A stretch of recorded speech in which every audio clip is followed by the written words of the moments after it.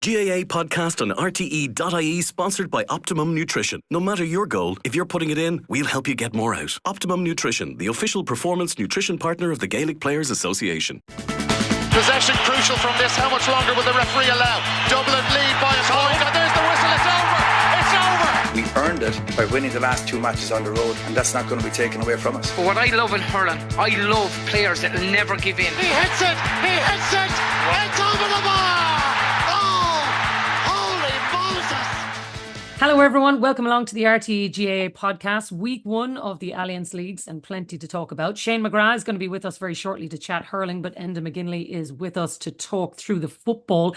I'm just going to fly through the results very quickly for anybody who missed them. In Division 1, Galway 112, Armagh 9 points, Tyrone 213, Derry 19, Dublin 117, Mayo 115, and Kerry Donegal called off with the weather. In Division 2, Meath 21 points, Cork 219, Monaghan 222, Cavan 20 points, the highest ever scoring game between those two teams. Roscommon 321, down 120. Definitely that one the game of the weekend. And Louth 117, Westmeath 18 points. So loads to chat through, Enda, in terms of like not even the specifics of the games, but I think the wider thing on the new rules. So what you like, what didn't you like, what did you think worked over the weekend? Yeah, I think everybody's making the same caveat this year. We always make it the first round of the National League anyway, and that you can't interpret too much about where various teams are, where the form lines are, etc., etc. Well, this year you're not even looking at form lines or where teams are at, because that's almost not even in our thinking. It's purely looking at the rules and the impact on the game. There is swings and roundabouts. There is things that appear to be working and you can really see legs with. There's other things that you'd be dubious enough on. I think the impact this weekend has to be further caveated by the fact a lot of the pitches were in really, really poor nick. It was played in a storm. A lot of the ones we still had a sort of a further storm rolling in. So exceptionally difficult conditions, but enough there for food for thought. There was enough for me. You've got people at either end of the spectrum, people that want huge change and want to see huge change, other people that are against that very same change. I think there's enough there for everybody. There was enough of the normal game. I don't think anybody wants to see a brand new game that we don't recognise. I think in the games that I watched, the game was still very, very recognisable, but it was more open. Which is exactly what we're looking for. There was more space there and even more opportunities that I think teams will learn to exploit as times go on. But players aren't going to change overnight. Teams aren't going to change overnight. I think for all of us, we're watching a game that we don't fully understand now. That puts all of us in a pretty uncomfortable position. We don't know what's going on, even management. So we're all got the L plates up on this, but I certainly didn't see anything of massive concern that I won't give several more weeks of due thought and watching it and enjoying it and enjoying what teams are making of it. Yeah, I think Enda's right though, Rory. The difference in some teams are adapting to it, some teams aren't. It does still look like new football meets old football, and maybe there's a middle ground here that we're going to find over the next few weeks. Oh, that's it. Nailed in a nutshell. I think though the score lines you listed out at the very beginning there, Jacqui, are very indicative of, you can almost draw a straight line from the score lines to the teams that embrace the new rules and really try to utilize them versus the teams that are still maybe caught in an older way of playing the game, but kind of maintaining the traditions that have maybe been successful for them, and Galway Armagh being the classic example. Now, having said that, I still thought there was plenty in that game in terms of the new rules to be enthused about. Thought Galway's use of the solo and go, I think, was striking. They seemed to kind of run the ball every time they got a free, and maybe that's something that you could question from a managerial point of view and a tactics point of view. Is that wise? But they were trying to keep the pace as high as they could, I suppose. Obviously, Armagh sat in. I think what's going to be really interesting as the rules evolve and as people start to get used to them more and more is what will incentivize and what will be the payoff here if you really embrace them. Will it be the team that introduces a much more attacking element? I mean, the Roscommon Down game was a classic example where obviously it was a real game of two halves because the wind was howling a gale down one end of the field, and I think we saw, was it nearly 9 or 10 two pointers like that happened over the course of the game, which was an extraordinary number, but obviously the wind was a huge factor in aiding that, and that contributed to the scoreline. We saw a goalkeeper getting caught out for the 12 versus 11. We saw the dissent where not handing the ball back was penalised with a 50. We had everything in that Roscommon down game that you would want in the new rules, good and bad.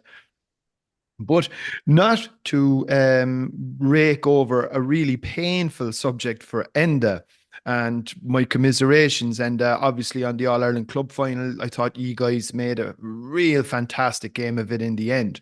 But I was in at the game. I brought my young lad in, and we were sat there, and I was very, very curious as to what Coola would do with the Canavans. And this isn't to slight upon Coola. They were just utilising the rules as they saw fit. But Coola played pretty much 15 players inside their own 45 and created a swamp for both Dara and Rory that they were never going to get ball from. And I said, like, if you ever wanted an example whereby the old rules do not reward attacking play, do not provide a platform for the Stars to get on possession of the ball, this was the perfect example. Obviously, the game opened up a little bit more in the second half, and you guys very, very nearly got yourselves back into it and kicked that free. Would have brought it back to a 2-point game, no doubt. But I thought the indicative nature of a game being played with the old rules, where you could basically drop the entire team inside your own 45 versus what we saw over the weekend, was night and day. And I think I heard Jim Gavin this morning say he would rate it as a pass. I would give it a pass plus. You know, I think it was better than that. And I think there's plenty for us to really be enthused about. I think Gaelic football is in a better place this morning than it was this time 12 months ago. I'll update myself or refresh myself of RTÉ's policies about getting PTSD triggered during an online pod. We'll skip over that. But for me, the game management, like, teams have got so good at game management, and one of the things is keeping ball off your own kickouts. That's much more difficult now. One of them is using your keeper in your own half and keeping the ball. So the game management things is you're less able to hold the ball comfortably when attacking, because the absence of your goal +1 in your own half. But the wind for me is a massive. Now, we live on a windy little island, and Galway were getting a bit critiqued in terms of being very conservative in the first half, but they were playing into the wind. So yes, you can kill time by going down injuries and losing a ball here or there, stuff like that, but you can also kill time by holding the ball. So they chose to hold the ball quite a bit, particularly in the first half. Armagh chose not to put them under massive pressure to try to get that ball back, but it's going to be critical given the impact of the 2-pointers. And you've seen it again in the Down Roscommon game. Down were well down in the first half, came out with the wind, started going for their 2-pointers, and suddenly then the swings in the game can be massive. The impact of having that wind is massive, because of your scoring potential is much greater than it used to be. So the team's ability to both hold against the wind and avoid conceding too much against the wind, and also the pressure on, if you're playing with the wind, you cannot afford to let your opponent play around with the ball. Every minute counts. Every shot you can have at those goals counts. So I think, again, during the National League in particular, given it's a windier time of year, that will be a bigger factor. But if that's the case, then your goalkeeper is so crucial, Enda, because, like, you're looking at the weekend there, like, Rory Beggin's kicking 6 points. Like, that's 3 2-pointers, which is absolutely massive. I heard Paddy Talley saying, and I know it's only after week 1, and maybe this was a rash comment, but he said the 12th man is killing the game. You know, so it's like, on one hand, we're saying this is going to be amazing. We can totally revolutionize one position. But on the other hand, you do have some managers who are going to say this is absolute madness and there's no way we can do that because of the wind and factors like that. Yeah, absolutely. The goalkeeper rule is probably the one that's going to draw the biggest attention in both sides of the game. I think one thing that I thought I would have seen more of, only seen very brief moments of it over the weekend, was teams really pressing opposition defenders in their own half. Yeah. Classically, defenders, this is always, I'll get the wrath of the full back line union. I know what's here. coming here. But classically, the full back line players are not your most comfortable players. If you're looking at your 15, they're not your most, they have other talents. So whenever a team has 12 in their own half, can't use the goalkeeper, and you have 12 against them, there's an opportunity there to make it really sticky for them getting out. So I don't think that element of the goalkeeper rule has changed, but certainly the potential for a +1 up the pitch, there's variations in terms of how teams will try to deal with that, how aggressively they push with that. Very few teams across the island have a keeper of the potential of Niall Morgan. Correct. So there is outliers there. And teams always have had particular strengths to their bow. Very few have the talent of David Clifford up front either. So there is strengths to various teams. Tyrone's strength, Niall Morgan, is massive. And for as long as the rule remains as it is, then I think that will be a factor to allow Tyrone to slow it up, buy themselves 15, 20 seconds, bring him up. And then if they were in a keep ball situation, it could lead to a hugely frustrating phase of the game where Tyrone could just play keep ball and kill the game for 2-3 minutes within that half of the pitch. So that will certainly be looked at. But at the minute, the balance wasn't a million miles off. So we have to be very careful about stopping teams being creative, stopping teams being brave, stopping teams to try and chase games and make definitive differences. I think one of the teams actually subbed the goalkeeper and put on an outfield player. I think it might have been Down, possibly. Yeah. Subbed the keeper and put on an outfield keeper. So that sort of dynamic thing, I love that. I love that variation. I love those choices for a team to have. And didn't Armagh make a substitution? Didn't Blaine Hughes come off at one stage when they were chasing the game and they brought on Jenny? His name escapes me now, but was it Enda? Well, see, it'd be back to Ethan Rafferty. Ethan Rafferty, correct. Sorry, yeah. It'd be back to that sort of potential impact as well. But then, Rory, can I ask though? Reward, yeah, but like the one thing I would, it is risk reward, and I think the way the new rules are set up, I think they have incentivized greater risk taking. But what I would ask anyone now, looking at last year's All Ireland football final, for instance, which finished 13 points to 111, if memory serves, right? Looking at the way the new rules are configured right now, Enda, is 111 going to win you the All Ireland football final in 2025? It'd be very, very hard to see it in summer conditions in Croke Park with good footballs, good surfaces. You would expect more 2-pointers to be had. As that ratio goes up, teams will press the 2-pointer more, and then you get more gaps in behind. So that's the balance of it.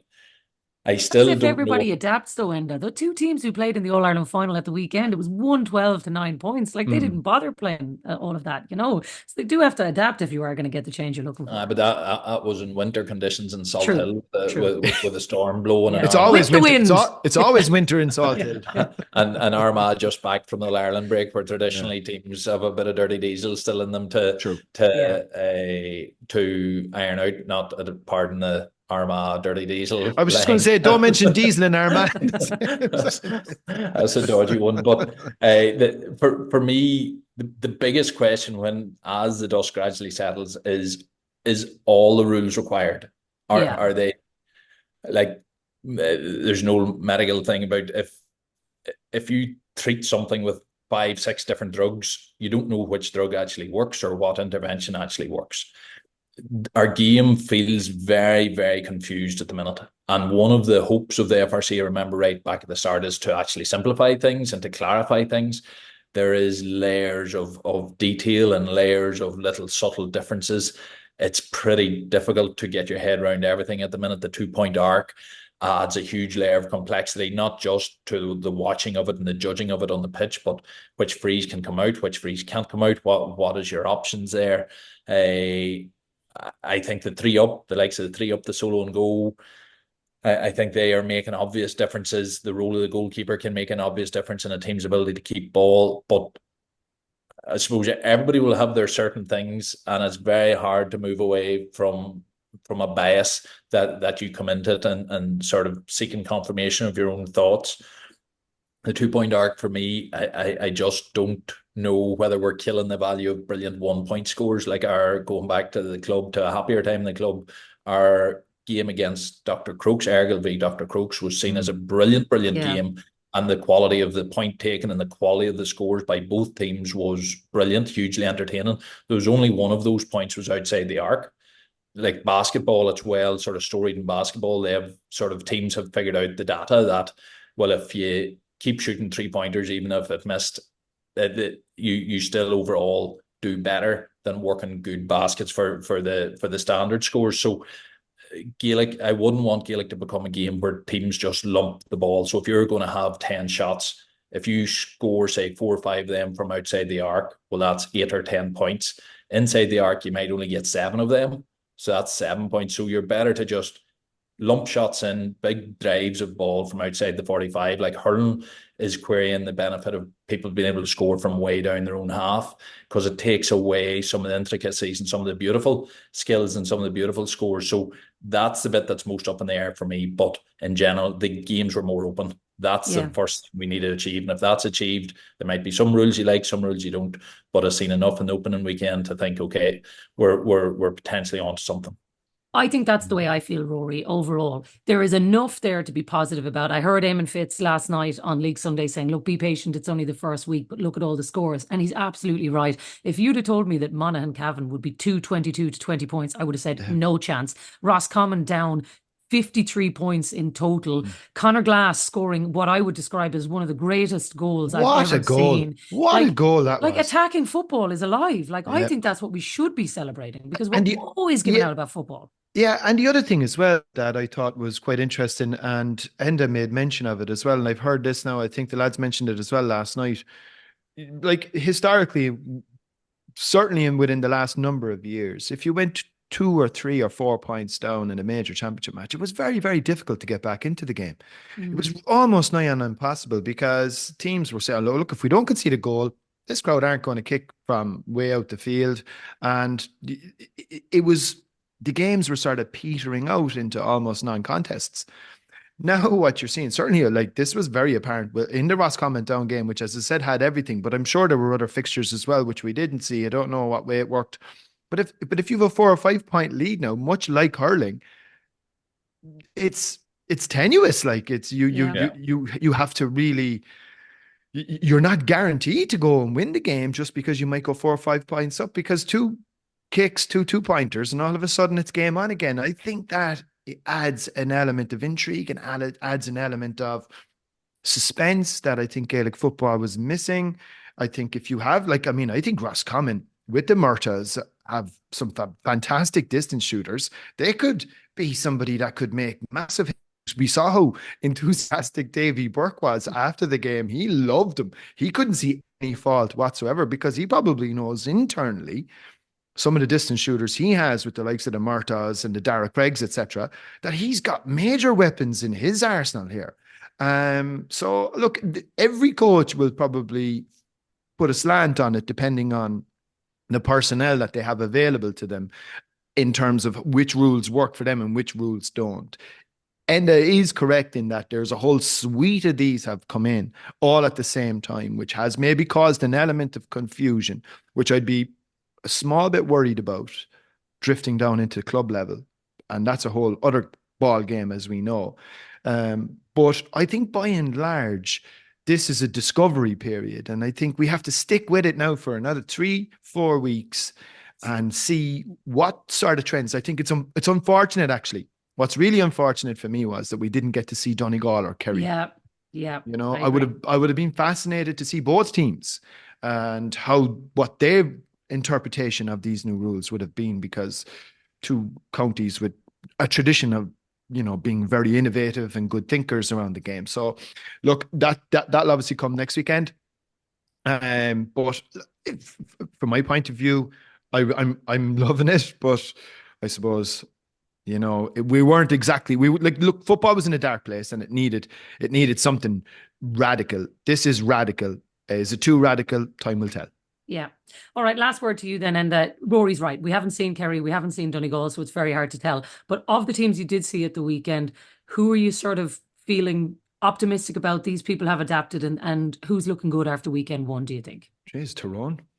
I suppose not to heap pressure on our own county, but I think Tyrone, with the footballing talent that they have, athletic ability. Like, so a footballing goalkeeper is bonus points here.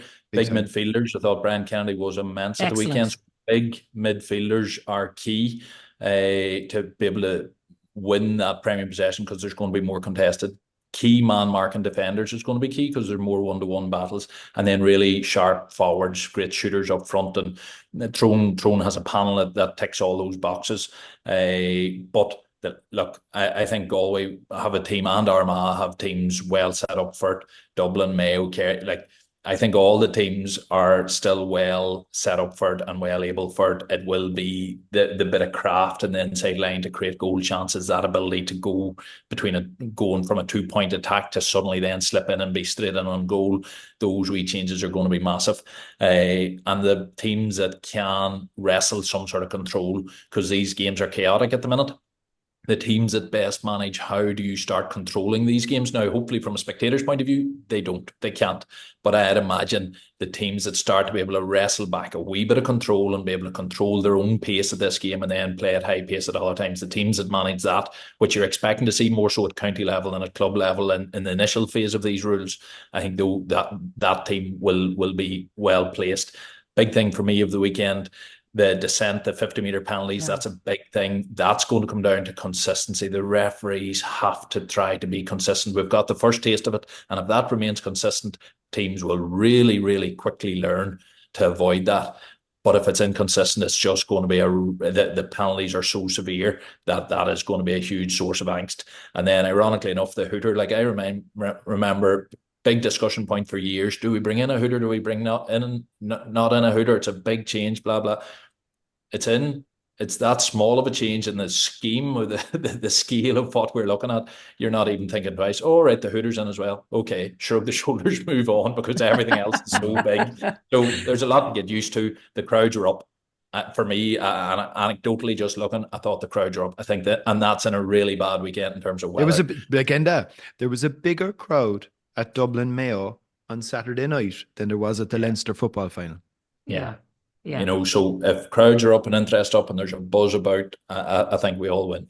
Yeah, I could not agree more. Lots for us to keep our eyes on over the next couple of weeks, but we'll leave the football there for now. Enda, thanks a million for being with us. No problem, folks. He hits it! It's over the bar! Oh, holy Moses! All right, Shane McGrath is with us now to chat hurling. And in Division 1, 3 big away wins, it has to be said. Tipperary 325, Galway 216, Kilkenny 23 points, Clare 21, and Cork 221, beating Wexford as well on the road. And I think, Shane, to be honest, when you look at those 3 results, 3 great wins on the road, but the biggest one's got to be Tipp. Tipp are back, baby. No bad language, no. Look, I tell you, it was a great win for Tipp. It really was, because I see Liam Cahan's interview and I kind of get what he's saying. He was saying that maybe the more knowledgeable or the less knowledgeable hurling people in Tipp, they mightn't understand. Like, say, there's almost this expectation in Tipp by a lot of people that we have this right to be, up there and get into All-Ireland finals every year, when we don't. Like, because let's be honest, we've lost nearly all of one of the greatest generations of hurlers we've ever had, that I was lucky to play with, and that maybe Noel is the last of them now on the panel. And they're all gone. Like, at this time of the year, you might be saying, oh, sure, Bonner will be back, or Paddy will be back, and Brendan will be back, and Shane will be back. But they're done. That day is done now. And what we have is, I suppose, we have to understand that you won't replace a generational talent like that anywhere in any county. It's the same when it happens in Limerick. They have the greatest generation of hurlers they've ever had in the history of their county. They'll find it hard to replace those and to be competitive like they are now. It happened in Kilkenny. They found it hard to replace, one of the greatest generation of hurlers they've ever had. And it's the same in Tipp. And what we're doing now, Jacqui, is there's a rebuild going on, and most hurling people know that. And that's where the big positive is for a lot of hurling people in Tipp, is that yesterday we got to see 6 guys line out for the Tipperary senior hurling team for the first time. And it's absolutely brilliant. They all did very well. They acquitted themselves well. Just from my own experience playing in Salt Hill, Jacqui, it's a very, very hard place to play. Even on the calmest day, there's a breeze there coming in off the ocean. It's, the ground, when it's full, it can be intimidating place, and the Galway crowd get behind their team. And obviously the pitches are what they are, lads. I mean, some people are saying to me, I suppose, that the pitches didn't look great. But I suppose, what do we expect, lads? We've had the worst storm nearly in the history of the country. 2 storms in a week, and it's January. And it's January. And like, to be fair, massive kudos has to go to all the people for even getting the pitches playable when we see the amount of games were called off. So in that regard, it was brilliant for Tipp. It was brilliant for Tipp hurling fans to see these new guys coming through. They would have been well known, Jacqui, I suppose, within Tipp, as regards to Sam O'Farrell would have been captain of the minors a few years ago. Mikey Corcoran, a lot of people will know Mikey. Dylan Walsh he's Liam Cahill's clubman for Ballingarry. You know, he's well able-minded himself. He gets a lot of treatment at club level, and he's a great talent. And, you know, I suppose who else we have? Andy Armand there as well. And like these guys are well known in Tipp, but the way they stood up to the challenge, and a very, very physical challenge now Galway yesterday, I think that's the biggest plus for us in Tipp, is that there is talent there. It might take a little bit of time to come through, but you know what? It will come through sometime. Yeah, and I think that's the key thing, Rory. You expect that it's going to come through sometime. It's just people in Tipperary have not necessarily been the most patient people in waiting for that to happen. I think he wants to get the supporters to start to come back in behind him. I definitely think the crowd that turned up for the Cork Tipp match last year shocked a lot of Tipperary people to be outnumbered in that way. And there seemed to generate some sort of disconnect between the Tipperary supporters and the team itself. So I suppose from Liam Cahill's point of view, he's trying to carve out a new identity with effectively a whole bunch of new players, while also navigating. And we shouldn't forget that the Fitzgibbon Cup is in its peak at the minute, which means a lot of players from Galway as well were, you know, they have a lot of commitments elsewhere, and there's another lash of games obviously again this week. I think you're involved with a Fitzgibbon Cup team, Shane, so you'd know that more acutely than most, but I'd say it was hugely encouraging. Their work rate all across the field, 5 points from their half back line. That's another massive positive. I think they look like they're in good condition. They've had a very good off season. It's still only January, but I think the signs are very, very positive already from a Tipp perspective.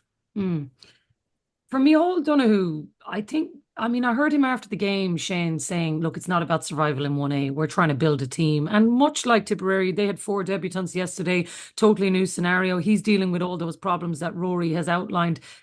It's probably challenging for him now, though, having to go to Kilkenny next weekend and already after week 2 potentially chasing something, because you look at Kilkenny, the performance they put in at the weekend, it's not easy in this division to stay there if you do find after the first 2 weeks that you're climbing a hill.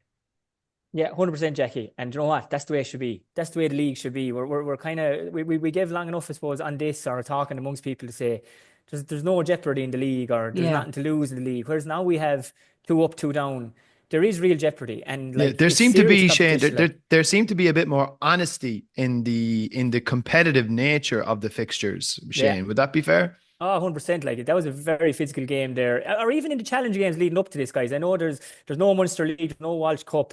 Like, say, Tipp played Dublin a few weeks ago, and it was a serious physical game, and that people knew that this is we're using this to get ready what is in essence, you know, a prelim for the championship in every way, because it's 5, 6 really competitive games. You lose your first game, you're in serious trouble. That's the way it's going to be in Leinster Championship. That's the way it's going to be in Munster Championship. But what you have there now is teams know that they're in serious trouble. And if you take Galway now, for example, whoever lost Tipp and Galway yesterday, it was going to be tough going, right? Because next week, Galway have to play Kilkenny, and they have to go to Kilkenny. The following week, they have to play Clare, who are after losing their game and know that they're going to be in serious trouble. So this is the way the league should be. It should be competitive. It should be, you know, something to play for all the time.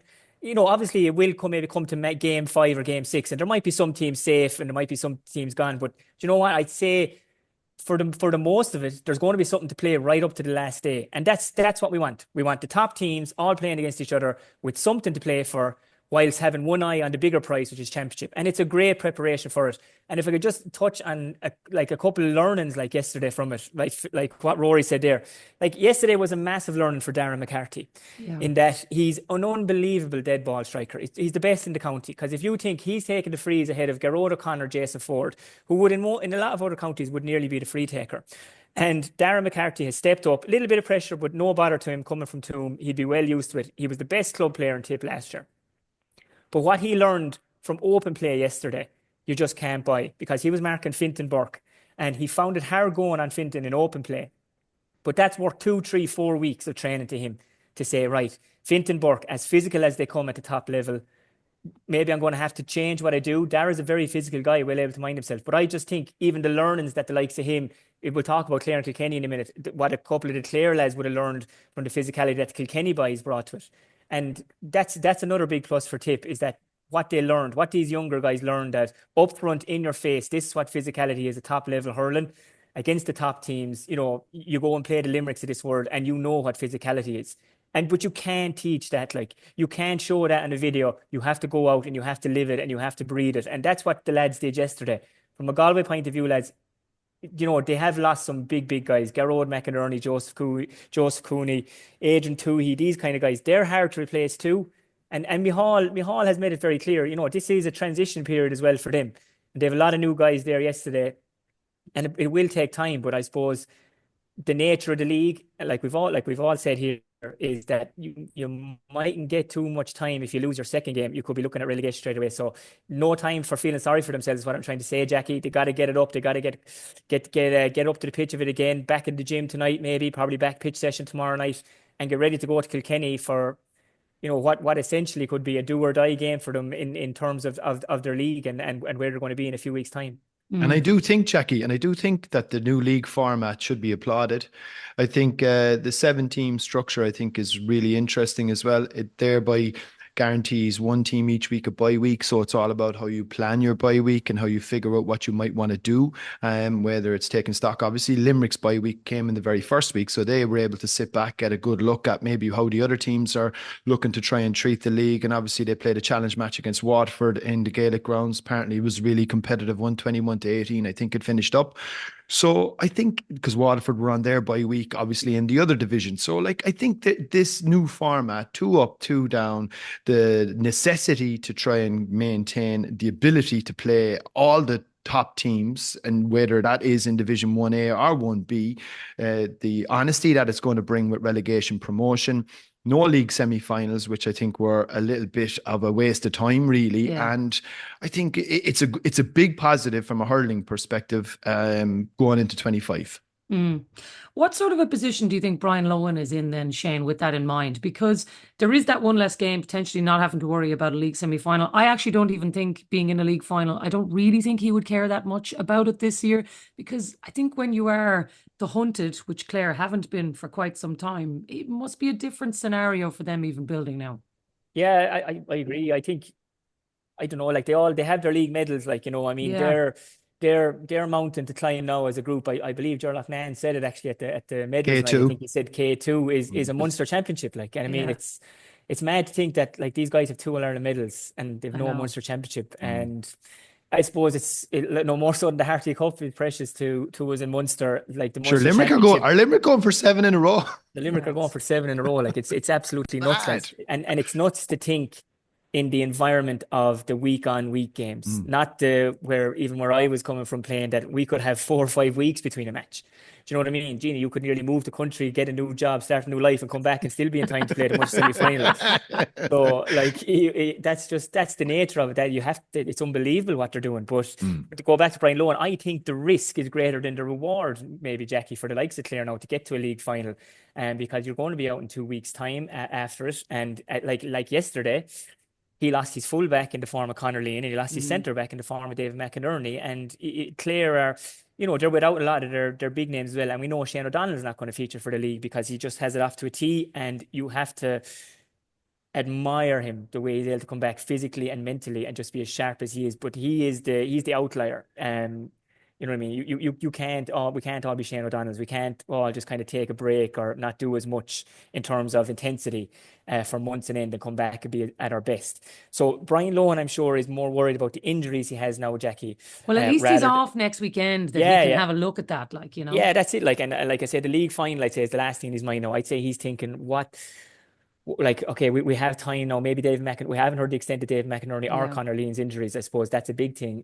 But he's time now maybe to regroup, you know, maybe take it easy on a few of the guys, more senior guys, get a bit more, a bit more recovery into him this week rather than maybe having to push a little harder. And, you know, their next game is Galway as well. So as you said, it's very, very competitive. But what I found from watching the game yesterday was I think it was it 8 points to 2 after maybe 10, 11 minutes. And the conditions are obviously a factor, but I just really admired the way Kilkenny totally changed their structure in regards that their man of the match, Mossy Keown, And whether it was an on-field thing, whether they maybe know how to do these things themselves instinctively, or whether it was an instruction in, probably an instruction in, I'd imagine. But the way they just dropped their whole half forward line deep, and they knew hitting the ball in long, it wasn't working for them. You know, it just, because of the weather, it just wasn't a good quality ball in from where the zone they were hitting it in from. They worked it through the lines, and it's because their half forward line dropped way back, and maybe none more so than Mossy Keown. An immense game for Kilkenny yesterday. Maybe, you know, I'm sure he's looking at it now, and guys who stepped away and who's still there, and you know, he was a kind of maybe an in and out guy, but he really led the team. Himself and Owen Cody were immense yesterday. But even structurally, how they changed it, and just on Clare quickly, then Jacqui, we all know about their big players, but for me, I suppose there was two guys yesterday. I thought Jack O'Neill was a big learning for him yesterday. He got on an awful lot of ball, but a few incidents, like he got shoved out over the sideline. He got Mossy Keown, I think Owen Cody got a flick off him where Kilkenny got a point. There was a big hit put in him. He tried to flick it over to one of the Kilkenny lads' heads and ended up being shafted out over the line. These are all learnings, no more so than the newer guys for Tipp got. And David Conroy as well at centre forward. I suppose he'd be maybe a more of an unknown in the national side of things, but internally in Clare, they know how good this guy is, the potential he has. And again, a great physical battle for him there yesterday. Got on a good bit of ball, but, you know, got some big hits as well. So as I said, like, the learnings for these guys in this league, and because the league is so competitive, they're definitely learning. It works several training sessions to them, what they're picking up in these games. But I thought the way Kilkenny changed their structure, it just changed the game.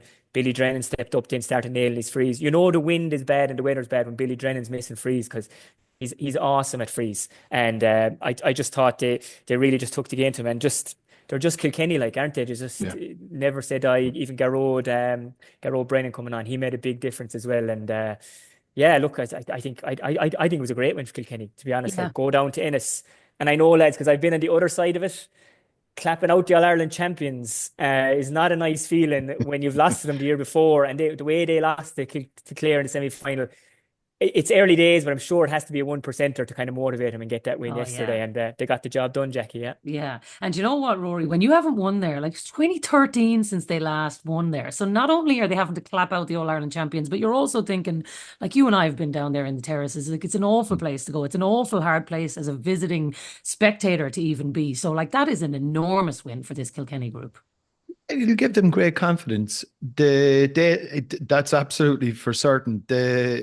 I love Cusack Park. I think I love going to it. But I tell you, it's not an easy place to win. No, it isn't, and they jealously guard their home record. They're always very, very difficult to beat locally, and obviously their first competitive game of hurling since winning the All Ireland, they would have wanted to put on a good show, and they did start the game in lightning fashion. I mean, I thought it was going to be extremely one-sided, but in classic Kilkenny fashion, they just knuckled down. They sort of, you know, Dalo mentioned it on the League Sunday show last night about how Kilkenny will always give you 100% no matter what, whether it's, you know, an Oireachtas Cup game right through to a championship match. And I think we saw the best traits that they can bring, even to win, as it really was winter hurling. The pitch down in Cusack Park, as we know, is always top class, but it was wintry conditions because as we know, can be, you know, had an effect, as Shane mentioned there. Some of the free taking was a challenge, but I think overall, I'd say both managers, but I'd hazard a guess that Derek Lyng came away extremely pleased. He got a really good sense of where his team is at now. But I don't think Brian Lohan will be too despondent about it either. I think, in fairness, they're missing Tony Kelly as well. A lot of the fellas, John Conlon, a lot of their mainstays and their leaders and the spine of the team that you would expect to see when come championship weren't there. But it was a great opportunity. As Shane mentioned, I did think David Conroy had an excellent game, certainly in the first half. But yeah, look, it was a fabulous game of hurling for the time of the year that it was at.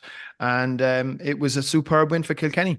Yeah, big time. Let's finish off on Division 1 then with that Cork victory against Wexford, 221 to 12 points. And I think it's probably more what did Cork learn out of this rather than Wexford, I think, Shane, because I'm sure they're going to be disappointed with the performances and a whole lot for them to pick apart. But even just listen to it on the radio the other day, it did seem like for Cork there was a lot of learnings in it. They found out a couple of new players. They look like they're moving well, and I think that's probably what we expected we were going to get from them on that opening day. Yeah, as an overall game, Jacqui, I think it was I said it to you before, it was as useful now as a handbrake in a canoe maybe to Cork, because Like it I was like just that one. it was so challenge matchy, like, even Yeah. the second half. Look, it is what it is for Keith Rossiter at the moment. Like, I mean, scoring 11 points, but like, look, lads, every time I turned on the radio or turned on a podcast or something, I'd hear of another Wexford retiree. And like the guys that they've lost, like Matthew Hanlon, Dee O'Keefe, Liam McGovern, like mainstays of their team, all-star nominees, winning all-stars, winning Leinster championships, puck of a ball from getting to an All-Ireland final in 2019. These guys, like, they're very, very hard, no more so than the Tip lads or any of these guys. Very hard to replace those guys. And I'm sure Keith Rossiter, that's what he's doing at the moment. He's trying to find replacements for him. And he knows he'll be under the cosh. He knows they'll be under pressure. They're playing Tip next and they'll have to go up to Thurles and play him. And that's going to be tough going. But like, as regards for Pat Ryan, like, for what's coming on Saturday night, I just think they'll just have to get themselves up for this. I believe it's 30,000. Yeah, I've heard that. Like, I mean, that's the north stand is sold out, and I think the south stand lower is sold out. But yeah, it'll be 20 plus. It'll be savage atmosphere. Saturday night games, I love going down there. Saturday night games, I've never been disappointed on a Saturday night going down in Cork, whether it's down in Parky Queeve or ending up in Reardon's or somewhere after it. But like, it's just the atmosphere, the crowd, what went on last year between them in the championship. This match just builds itself up, and it's Limerick's first game as well. And for me, the interesting thing with Limerick is this is like, it's a dawn of a new age in certain ways for Limerick, in regards that, is John Kiely going to stick with really the guys he's trusted down through the years, who've won so much for him and he has done so much for them on and off the field? Or is he now going to say to a few of them, here you go, and what a first test to get, like, down in Cork against Cork for a packed house.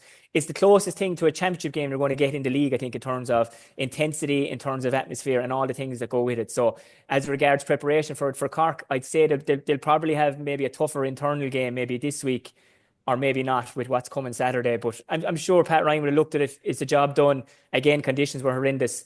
What will the positives he take? I mean, he's looking at number 14 there now at the moment, to say serious competition with Padraig Power playing so well. Yeah. And, obviously Dara Fitz being available to him from earlier in the year. These kind of guys, leaders out the field, Shane Kingston buzzing, Hoggy looking in to say, am I going to get a chance? Will I get a chance? If I get my chance, I have to take the chance. So that's only good.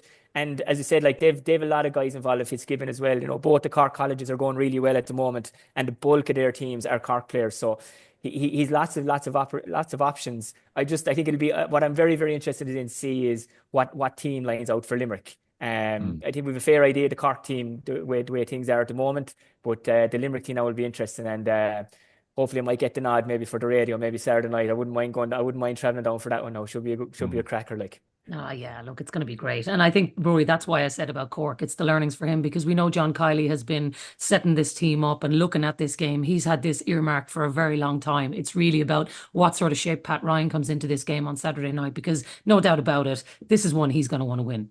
Big time. I think, as Shane just mentioned, it's very, very difficult to take too much from Wexford Park on Saturday night, because Wexford were so under strength. I think, look, there were a couple of positives. I think Jar Mellerick in the full back line is definitely going to add, as long as he can remain injury free, he will definitely add a little bit of competition in that full back line. Look, Owen Downey will, as we know, be number 3. It's just whether or not Jar Mellerick can work himself into a form whereby he could supplant one of the other and get into one of the other two corners, because I definitely think there's a option there from his point of view. Cormac O'Brien, I thought, played really well. Again, another fella that could put a bit of pressure on, but look, you'd imagine when Mark Coleman comes back, he comes straight back in. Dalton, I presume, will be suspended. The lads felt very strongly last night that both were reds. So he'll be missing. He was obviously a huge figure last year in the Cork Limerick games on both occasions, because of the way he managed to kind of pull Kyle Hayes out of position. And by all accounts, Kyle Hayes played number 6 against Watford over the weekend. So that's an interesting departure, with Cian Lynch togging out at midfield. So look, I think this game on Saturday night, just because of the sheer nature of the rivalry between the two teams, obviously Cork were the only team to beat Limerick last year twice.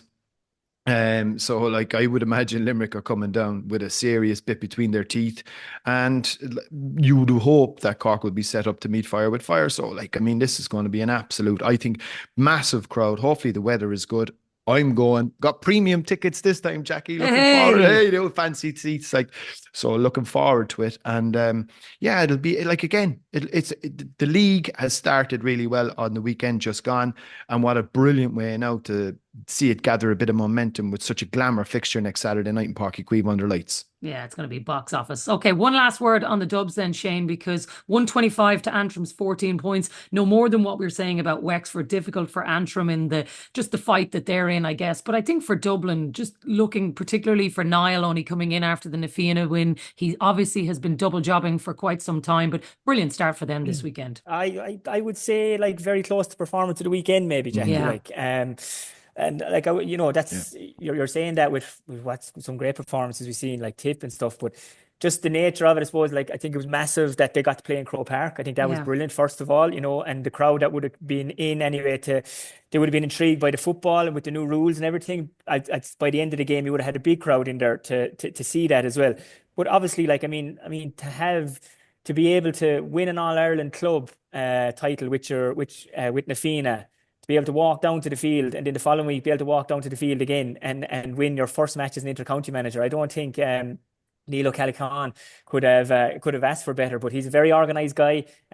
We all see what he did with Na Fianna, how well they were coached, how well they were managed, the structure they had on the sideline. I was up at the club final. I was very impressed with their composure, with their professionalism and in everything that they did as a club. And he's carried that through now with the Dublin lads. I found it very interesting, even in the challenge games. I suppose people might have seen or not seen, they were carrying squad numbers, and like Chris Crummy was wearing number 50. So he obviously has, he knows the culture of Dublin hurling. He knows he's bringing in lads that the lesser maybe hurling person they would ever have heard of him. But he knows the culture up there. He's been involved. He has his finger on the pulse up there. So that's a massive advantage for him as well, to know these guys and to see them maybe at schools level, minors level, under 20s level. And he knows that they're going to be worth their go as well. So I think we're going to see a lot of guys playing for Dublin this year that the wider public might know, but they will know by come maybe round 4, round 5 of the league, because they're going to keep putting in these performances, and it's their manager, the faith and trust that he has put in them to give these guys a go. And they mightn't be from senior hurling clubs either, Jacqui. I think that's very important to remember, that these guys could be from intermediate clubs as well in Dublin, or the lesser known powers of hurling up in Dublin. So massive stuff for them. Like, Davey brings his own thing, lads. There's always a bounce with him as a new manager. I thought we'd get it off the Antrim lads, but I suppose no more so than a lot of teams, he might be in a kind of a transition period as well, trying to put his own stamp on it. I'm sure they're training very, very hard, Jacqui. So, but again, with the nature of Division 1B, with 2 up, 2 down, you lose one, you lose next week again, and nobody in 1B wants to be going down to 2. That's just the way it is. Everybody's looking to be in the top half or challenging for that 1B final. So they'll have it all to do now in the next round. But I think as regards Dublin, massive performance, great way to kick off things with their new manager. And it might get a bit of a with Na Fianna winning as well. And you might know better than me, Rory. You're up there, and Jacqui, you're up there as well. But it might generate a bit more interest in Dublin hurling, because, as I said before, 20 Dublin hurlers could walk down the street in Dublin and they mightn't recognise 19 of them. And with the footballers, they'll recognise the guy that's maybe number 27, 28 on the panel. And you'd hope that Dublin hurling might get a bit of a kick from Na Fianna's win and with the new manager and get a few wins going in the league. It might have a bit of momentum for him, Jacqui. Yeah, I agree. And we'll finish off on this, Rory, but I actually think Shane is absolutely right. The bounce that you're going to get from Na Fianna winning, but also, and look, maybe I'm involved in Kilmacud Crokes. People know that. There's a lot of the lads are involved at the weekend, but even just the buzz around the place, chatting to people coming out of Croke Park, there was a sense that Dublin hurling is moving in the right direction. And I think for hurling fans generally, they need more Dublins at the table. So I think the weekend was actually a really good thing for hurling fans. Yeah, and the week before, I was in Croke Park the week before when the Fianna beat the SARS in that club final. To see a club in the North inner city win an All-Ireland club title in such a massive urban area, that's a brilliant thing for her. That's a brilliant thing for hurling. I know people might necessarily appreciate us saying that, and it was hard on SARS, no doubt. So that's a massive boost for the game. I think when we see those Na Fianna guys go back in, and I hope Liam Rush gives it another go because he's well able, I think they'll definitely give it a boost. I think the target for Dublin should be to get minimum promotion, make that Division 1B final, and try and have a real crack off the Leinster Championship and even try and go and win it. Now, that's not going to be easy because we saw yesterday the way Kilkenny played. They're not going to be relinquishing that title all that too easy. But I think there are targets for Dublin hurling to kind of go after, but they're going to need a big breakthrough win. That's where they've struggled a little bit in the past when the tide looked to be about to turn and then they flopped maybe on a big occasion and then all of a sudden the whole air goes out of the balloon. If that opportunity presents itself this year, it's something that they really need to get over the line. And I think they're capable of it because this manager is an exceptional coach, really well organised, and he'll definitely get the best out of them. Yep. Definitely one to watch as the league goes on. We'll continue this chat later in the week because we'll be looking ahead, of course, to Cork, Limerick and all the other hurling and another cracking weekend of league action to come. Thanks a million to Shane and to Enda for joining us, and everybody enjoy your week. We'll talk to you later in the week. By a point, and there's the whistle. It's over. It's over.